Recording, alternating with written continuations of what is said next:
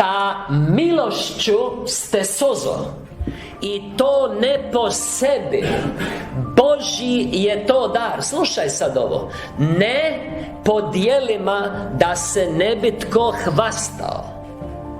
Ljudi koji su pretpostavili da pravednost i zasluga leže u njihovim dobrim djelima, to su ovi koji nisu dostojni, koji još moraju nešto napraviti da bi zaslužili da ih On spasi, da ih On iscijeli, da ih On izbavi, da se krste u duhu, da ih On opskrbi.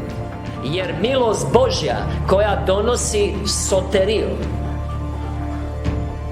spasenje, izbavljenje, isceljenje, očuvanje, opskrbu, zaštitu, blagoslove cijelom dužinom puta da uspijemo. Jer milost Božja koja donosi soteriju pokazala se i otud je dostupna svim ljudima. To je njegova inicijativa. Bog je toliko ljubio, Ivan 3,16, cijeli svijet, da je dao svog jedinorođenog Sina, da nitko ko njega vjeruje ne zgine duhovno, nego ima život vječni. Dobro, zašto svi nisu spašeni? Jer imaju krivu reakciju. Stoga je glavna tema ovog seminara reakcija na njegovu inicijativu ili akciju, a ona uglavnom izostaje zbog sotonjari u nama.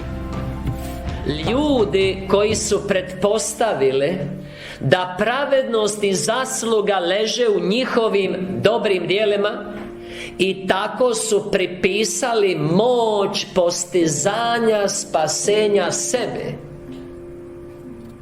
a ne Gospodaru i njegovoj pravednosti i zaslugama, i koji su se u mislima i životu potvrdili u ovoj ideji.